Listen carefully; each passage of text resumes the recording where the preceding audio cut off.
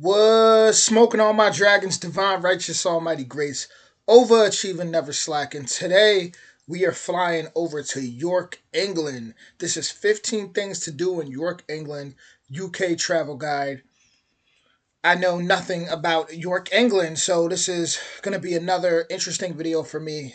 Definitely another learning experience for me.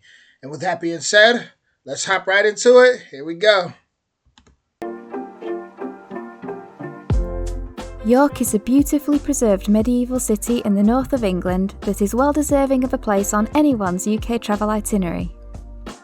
You could easily spend 3 or 4 days walking the ancient streets, admiring the incredible architecture, and visiting the huge number of attractions. With plenty of options both indoors and outdoors, you can happily visit York at any time of year, which is pretty handy given that England does like to rain on occasion.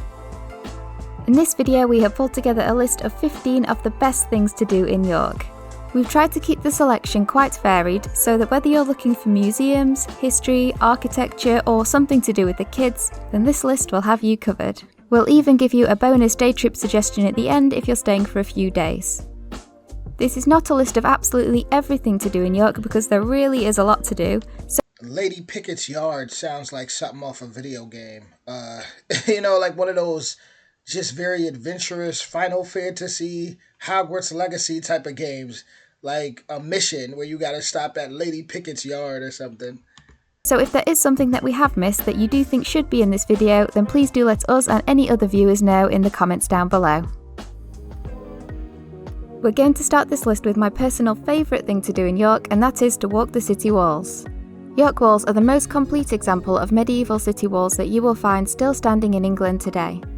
The walk is over 2.5 miles long, although this does include a few breaks. These breaks do mean that you can easily enter and exit the walls at different points, so you don't have to do the full walk if you don't want to. That feels once again like a video game.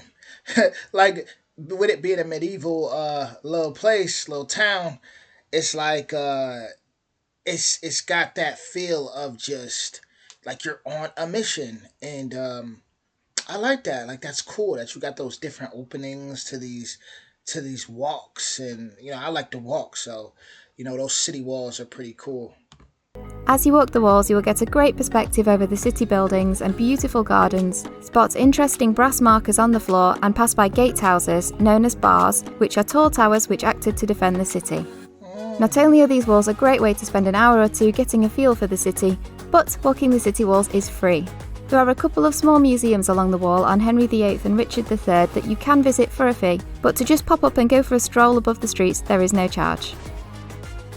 Not only does York have the best preserved medieval city walls in the country, but it also has arguably the best preserved medieval street in the country too. The Shambles is a narrow cobbled street lined with old crooked leaning buildings. World of Wizardry. See what I was saying about Hogwarts Legacy? A world of wizardry. That's awesome. You guys gotta realize someone like me has never been anywhere like this, so this definitely is like it's magical for somebody like me. It is sometimes said that there is a point where the top floors lean so close together that supposedly you could actually shake hands through the window with the person across the streets from you. The streets used to be home to several butcher shops, and you can still spot the meat hooks attached to the shop fronts. The pavements were raised so that the sloped cobbled streets formed a channel for butchers to be able to dump the blood and waste from their shop to be washed away. Fortunately, the street is much more sanitary today and is now filled with shops and places to grab something to eat. Okay, Harry Potter had to have been inspired by this street. You got the potions cauldron. You got all that. Like it had to have been. What is it? Diet something alley had to have been inspired by this block right here. This alley. York is a great place to indulge your sweet tooth. You can start right here on the Shambles with a visit to York's longest established artisan chocolatiers. Monk Bar Chocolatiers create over 50 types of luxury handmade chocolates. We tried a melted chocolate shot which came in a dark chocolate glass, and yes, it was as good as it sounds. If fudge is more your thing, then try visiting the Fudge Kitchen. Their creamy fudge is so nice and comes in lots of different flavours. And if you time your trip just right, you might even get to see them making some of the fudge right there in the store. If you want to learn more about the history of chocolate making in York, then you can take a guided tour over at York's Chocolate Story. For something savoury, there are plenty of options to grab a quick bite to eat, but we'll give you a few ideas to get you started. Shambles Kitchen is an ideal stop for anyone who likes slow-cooked meat. Their popular pulled pork sandwiches are absolutely delicious. Another excellent option for sandwiches is the York Roast Company, where you can grab yourself a roast dinner-inspired sandwich. You can even get your meat, roast vegetables, stuffing and gravy served up inside a Yorkshire pudding wrap. For some more varied options, head to Shambles Food Court over at Shambles Markets for some street food. Pizza, crepes, hot dogs, Thai dishes, burritos and more, you're bound to see something that you like the look of. Actually reminds me of an amusement park. If anyone has ever been to like Hershey Park in Pennsylvania, it has that vibe, like a Hershey Park, little village kind of vibe. I love it. I love it. Definitely the best places for me. And places like that absolutely have the best food that you just don't even expect. So yeah, that looks awesome. And when you're finished, you can take a look around the market stalls. Next on our list is a must-do for your trip, and that is to visit the iconic York Minster. This incredible building is one of the largest cathedrals in Northern Europe. It took around 250 years to build and really is a sight to behold. If you like, you can admire the Minster from the outside, but if it's within your budget, we would recommend paying the £11.50 admission fee to go inside and see more of the medieval stained glass and intricate carved stonework. Your admission also includes an informative tour from an extremely knowledgeable guide who will talk you through the history, architecture and stories behind the Minster. In addition to the main entrance fee, you can also purchase an add-on if you would like to climb the 275 steps to the top of the Minster Tower. Wow. Once you're back outside, if you pop into the adjacent Dean's Park, you can get some lovely views of the Minster from another angle. While we're talking about paid attractions, I want to mention the York City Pass. Once you have decided what attractions you would like to visit, make sure you work out ahead of time whether or not you would save money by purchasing the York Pass rather than paying for attractions individually. If you buy the pass, it allows you free entry into many attractions in and around York, but depending on your plans, it won't necessarily work out cheaper. Peacock is the exclusive streaming home of Oppenheimer. For some reason, I'm thinking about that wall from the beginning. I think that is like really cool. While in York, you can visit Clifford's Tower. Sitting on a great mound in the city centre, this 13th century stone tower is all that remains of the Norman castle. Once inside, you can learn about the dark, tragic history of the tower. You can also walk around the top, which was once used as a vantage point for the castle guards. From here, there are some terrific panoramic views over the city, and on a clear day, you can see as far as the North York Moors. Admission is £6.50 for adults, £3.90 for children, or free for English Heritage members. Close to Clifford's Tower is York Castle Museum, which is housed inside old prison buildings. You can take photos in here, but filming isn't allowed, so please bear with the slideshow for this one. For £12 admission, you can explore various immersive exhibitions from the history of children's toys to World War I. But the highlight of the museum is the recreation of a Victorian street, where you can explore narrow alleyways, complete with period shops and living spaces. Not only is York Castle Museum a fantastic attraction, but it is also said to be one of many haunted locations in York, which takes us to our next activity. Explore Haunted York. York claims to be the most haunted city in Europe, and with a dark history and over 500 ghostly sightings recorded so far, it's not really a surprise that many people think York is worthy of this title. All those ghost sightings in that one area, man, gotta be true. Gotta be true. People ain't just crazy, all right? You got people that are nuts, don't get me wrong. But not everybody just, no. Gotta be something.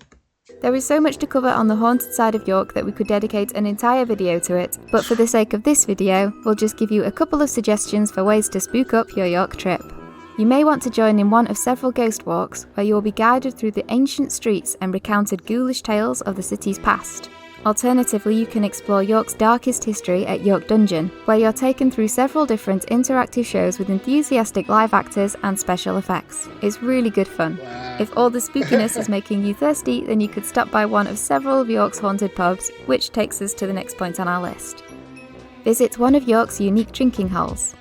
You'll be spoiled for choice, as York has more than 365 pubs, meaning that you could visit a different pub every day of the year without visiting the same one twice. We have tried many of the pubs and bars in York over the years, so to try and help you narrow it down, here's a few of our favourites. We'll start off with one of those haunted pubs that we mentioned. The Golden Fleece, which was formerly a high-class medieval inn and coach house, is one of the oldest and most haunted pubs in York. Said to be home to several resident ghosts, you could see Lady Alice Peckett roaming the corridors, or One-Eyed Jack in the bottom bar wearing his red coat. And even if you don't see any strange happenings on your visit, it's still a lovely old pub to stop in for a pint. For a spooky-free visit, well, probably, you never know when in York, then you might want to try Pivney. This pub is set in a cosy 16th century half-timbered townhouse and has a good selection of real ales and craft beers. Another great option for beer lovers is the House of Trembling Madness. Make your way up the narrow staircase to the tiny upstairs medieval tavern. Here you'll find high ceilings, old wooden beams, a wall filled with mounted taxidermy, and a warm, cosy atmosphere. We enjoyed the beers they have on offer, and the food, while being limited in choice, has in our experience always been pretty tasty. If it's cocktails you're after, then stumble just a couple of doors down the street to Evil Eye. This colourful bar and... Could you imagine that, eating at a place called Evil Eye? This is one unique city. Gin shop has a huge menu of classic and signature cocktails, and having tried many concoctions from here over the years, I can honestly say that every drink I have had has been absolutely delicious, and often pretty strong as well. Next on our list is to take a walk around York Museum Gardens. I wouldn't know what to do with the menus. I gotta do a whole video reacting to like different foods and stuff there, because I wouldn't know what to pick at all. I'd be lost. These botanical gardens are a peaceful oasis in the centre of York, and we find they make a really nice break from the crowded streets. As well as being well maintained, free to enter, and beautiful all year round, the gardens are also home to the ruins of St Mary's Abbey. The abbey was first built in 1088 by William the Conqueror and was once the richest abbey in northern England. However, as Henry VIII dissolved monasteries throughout the country, St Mary's Abbey, like so many others, fell into disrepair. These incredible ruins are now a highlight of the gardens, and you should try to factor some time into your trip to take a stroll here, especially if the weather is on your side. York, previously renamed Jorvik, was first invaded by the Vikings in the year 866. They settled in and ruled over the city for around a century. If you're interested in learning more about Viking history, archaeology, and what Viking life would have been like, then you can visit Jorvik Viking Centre. I haven't been since I was a child, but to this day I can still remember the dark ride which takes you through the sights, sounds and smells of a replica Viking village. So while we can't say how good it is for an adults only trip, I can vouch for it being a memorable experience for kids. Near York train station is the National Railway Museum, which is the largest museum of its kind in the country. Even as someone who isn't particularly interested in trains, I still thought this was a fantastic attraction in York and well worth visiting. The museum has a huge collection of locomotives of various types from different periods in history. I particularly enjoyed being able to peer inside the royal carriages, walk through the 1970s Shinkansen, otherwise known as the bullet train, and being able to actually walk underneath one of the locomotives. The museum is free to enter with a suggested donation and is open from 10 AM until 5 or 6 PM depending on the time of year. We both really enjoyed this museum and would recommend popping in if you can. Take a stroll down the paved banks of the picturesque River Ouse and watch the birds and the boaters go by. If you like, you can join a short cruise on an open-decked sightseeing boat, or if you would rather do the driving yourself, you can hire a small boat for up to 1 hour. If you like a good street name, then you'll love spotting some of the names of the streets in York. The most famous and most peculiar is Whitma Gate. This is the shortest street in York, and in 1505 was known as Whitma Gate. That's cool. Whitma Gate. Whitna Gate, which translated to What a Street. The more eagle-eyed among you may notice when walking around York that there are small cat statues dotted around various buildings. It is thought that originally cat statues were placed on buildings to ward away evil spirits and to frighten away rats, which carried the plague and other illnesses. A fun and free activity is to pick up a map from York Glass located on the shambles, or download the map to your phone and follow the trail trying to spot the different cats hidden around the city. If you do have time for a day trip from York, then we would recommend York Air Museum. Today it is one of the largest independent aviation museums in the country and houses historic aircrafts, vehicles and fascinating exhibits within restored original World War II buildings. We have other videos on places to visit in the UK which you might like to watch next, so I'll add a link to our UK playlist here. We also share videos from our holidays to other destinations around the world, so pop over to our channel if you're looking for some future travel inspiration and planning help. Thanks for watching. York has so much history and so much to learn in one day that it is just impressive. With that wall in the beginning, I've never personally been Which any is pretty I've never been anywhere like that, and I think that's really awesome. I would love to do that, especially how it had like the different entrances that you could to get into the wall and then walk around. I thought that was really cool. The Viking replica. I mean, I'm big into I ain't gonna say I'm super big into Vikings, but I definitely was hooked on the show Vikings for sure with Ragnar Lothbrok, like many of us were. So learning history and seeing a Viking, a replica Viking town, uh, that would be awesome, right? Or street, whatever they did there, it would be incredible. The cats too. I'm big on like cats and the folklore and warding off, evil. So it's like that. It just seems like a very, very magical city with like so much history, so much stories, so much tales. Um, like you ever seen? I'm trying to think of this one. I'm always gonna reference TV shows and movies, guys. Like I know there's some people that for some reason don't like that, which is like completely weird to me because that just takes away from who people are. But I'm always gonna reference like movies. Like I'm going to reference Diagon Alley or however you pronounce it. Like that one alley. Where is it at? Uber Eats has low. I gotta find it. But that one alley in the beginning with the like cauldrons and I mean it just I've been playing Hogwarts Legacy. It looks just like it. Even when you go in those restaurants and the way and you go up the stairs and it looks just like you're in Hogwarts Legacy somewhere. Like it's incredible. I think it's the Shambles, that's it. Yeah, it looks just like it. Like that's incredible. Once again, you guys gotta remember where I come from. I don't I don't know nothing about this. To some people who may watch this video, this is like normal. This is just maybe a everyday thing if you're from here, but someone like me, I don't know nothing about this. So this is incredible. And this is incredible. But and then that the boat at the end kind of had that New Orleans vibe the way the boat was set up. I mean, across the river. I mean, it was just a very, very beautiful place with, like I said, so much history, so inspiring. If you're like an author or, a director, you go there, you're going to be for sure inspired.